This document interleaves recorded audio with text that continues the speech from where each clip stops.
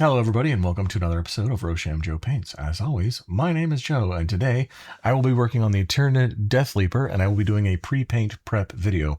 So I will be pulling out everything that's in the box, seeing what sort of sub-assemblies I can create, and in general just kind of getting an idea of what I need to do with this model before I put any paint to it. So if that sounds interesting, please stick around for the intro and we'll get started.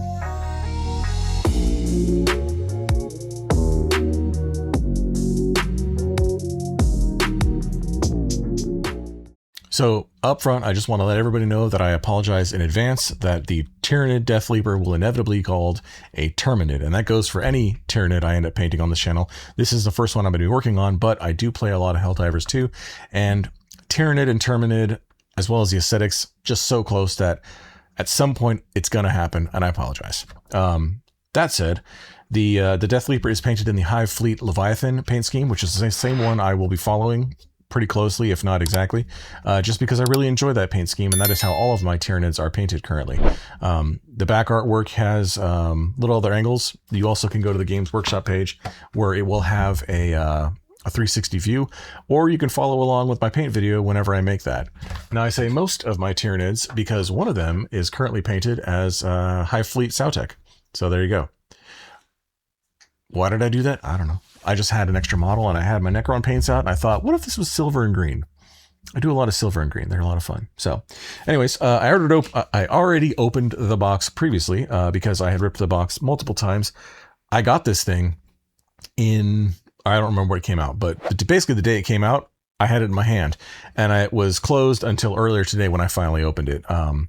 Hopefully it won't take me that long to paint it. But we will see where I get. So the instruction manual here tells you how to build everything and where you need to glue. And I don't think any of this is snapped together, but there's going to be a couple little tricky bits. Like you could tell, like this leg here, you have to do, what, 5 pieces for just one leg? Okay.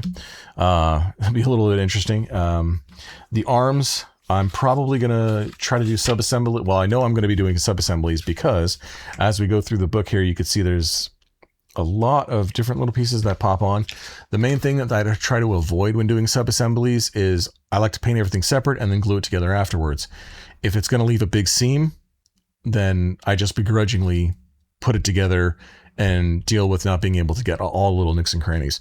If you like to paint like that too, I would recommend basing it in a black. That way, if it's something that's hard to get to, at least it looks like a shadow and you don't have to worry about it being something that bright and sticks out and is noticeably not painted. So that said, I want to show you this, which is hilarious because this model comes with a ton of scenery. And when I say ton, I mean, it's literally half the model is the scenery. And I really do like that for a couple of reasons. One, it frees me up from having to be creative. I can simply just follow along and paint however they painted their scenery, and the scenery is already placed for me and I don't have to worry about doing anything.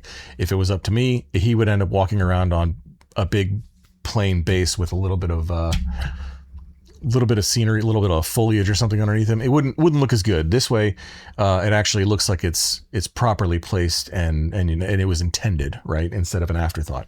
Second thing is it elevates him slightly, which is cool because it would be a more imposing model when it's put on a table or in a diorama or on a shelf to collect dust. So what I plan to do is I will at least have the scenery as one subassembly and at least the model in one subassembly, if not broken into smaller ones with like the arms separate and things like that.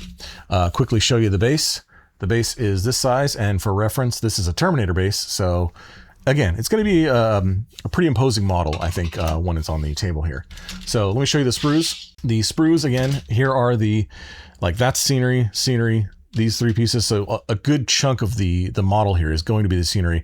And with the way I paint things, it's probably going to take me as long to paint the scenery as it will to paint the actual model. But that's fine. I'm doing it for painting. I'm not doing it for speed. A lot of little pieces to go through. And again, the main thing I'm trying to avoid is any sort of seams being really, really obvious. The arms are a great target to paint in sub-assemblies, but what I will do now is I'm going to go through, cut these all off and see what needs to be fully glued on and what I can get away with leaving separate until the final assembly. So let's go through that and we'll see where we end up.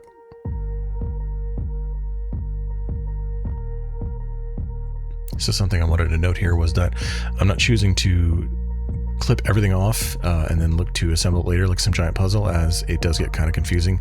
These parts have specific orientations, and while you can shave them off, you'll see once it kind of comes into focus here, there is a specific way that they want this little talon to exist.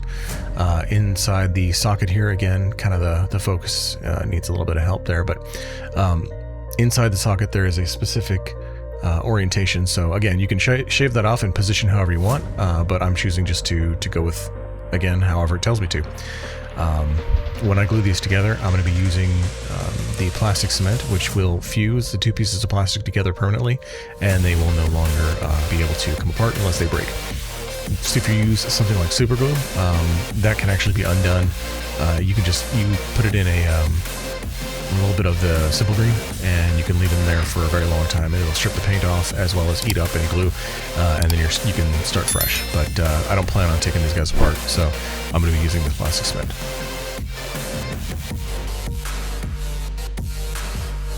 When I'm cutting pieces off, what I like to do is I actually like to cut a little bit further away from where the screw meets the actual piece.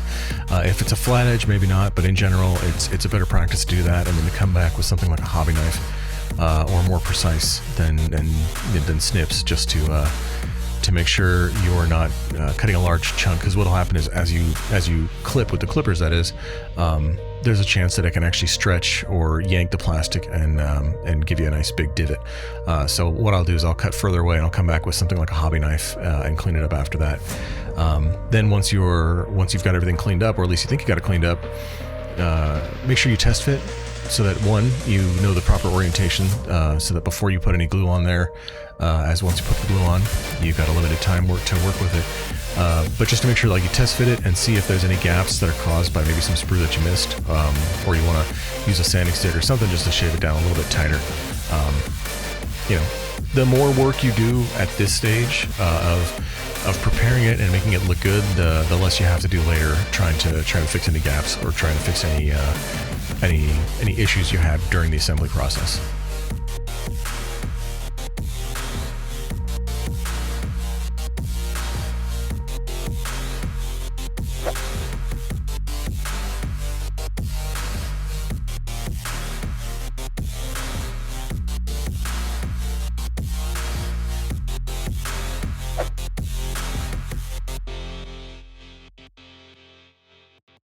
So final assembly is complete. It did take about between 1 hour and 2 hours. Could have been quicker, but I did have a ton of problems with the bits on the legs. And as you can see, it is fully assembled. But I have 2 sub-assemblies, and this is just resting on here. So I'm going to be able to paint all of this. This is actually just kind of sticky tack down to the base for now. I want to make sure that I put it in a spot where the model is actually centered, which I think is roughly here, but there's no like hard points or anything like that. And then this, just, you know, when I'm done painting that, and inevitably the bottom that you'll never see, it kind of goes in place, and there's a couple little divots here that get it into a good fixed position. So the model itself, though, let me just show you. So this arm is not in place, or is not stuck in place.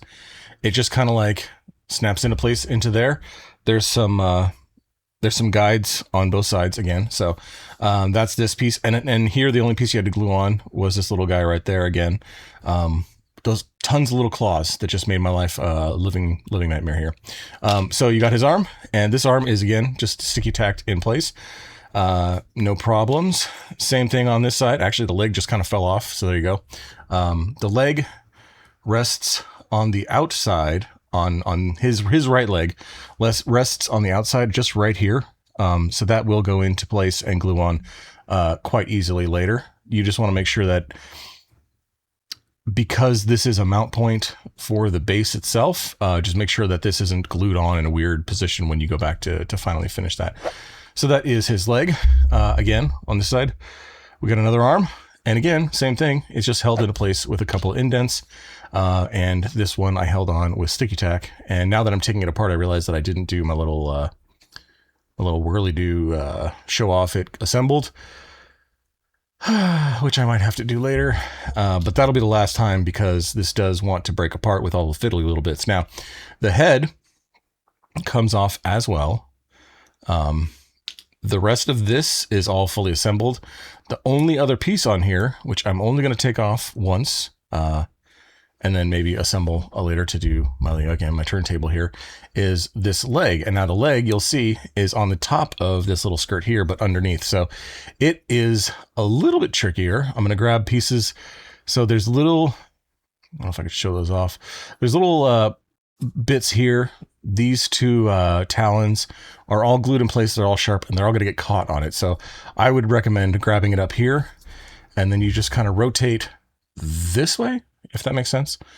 And like that. And we come out. So now I'm going to be able to paint all of the inside of this, as well as all the bits around the leg, which is what I want to do.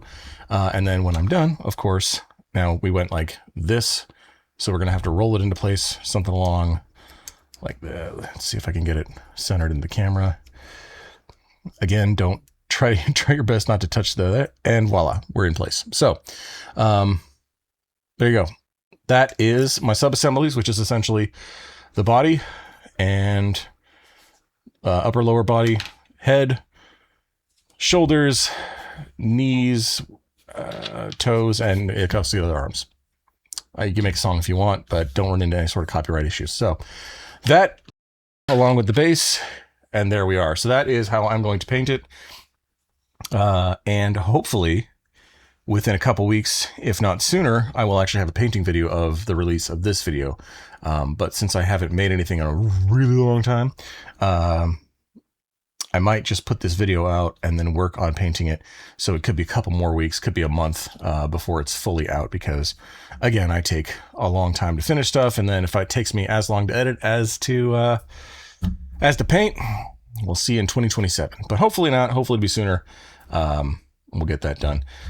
Some other note, when you are going to base coat this, for things like the gaps here, if you have this stuff, it's just like, what do they call it? It's like a shelf putty or sticky tack or stick tack or something like that. It's great. What you can do is you can take bits of it and just shove it into where there are joints. Huh. That is now permanently a part of that model. Or is it? I'll figure that out later. Anyways, you can take a bigger piece that won't fall directly through that hole and clog up the holes so that when you spray over it, you're not adding extra layers of paint into where you want to glue. Just make sure that it's on the insides, not as far as inside as that piece was, but on the insides. That way you can get a nice prime on there and then still have a clean glue surface. So then again, if you're using super glue, like I will be on this next part, it's really not that necessary. Just know that as you paint multiple layers, if it was a really tight fit before, it's going to be an even tighter fit. So, just be careful. So that being said, I'm going to leave it there because I could probably ramble for another 6 hours. Am I shaking the table that much? I'm going to find out how I can secure that, and then I probably won't anyway. I'll just pretend to touch the table like, oh, I have my hands on the table. See? Putting it and smoothing it off. Anyways, it's not the point. Point is, see you in the next one.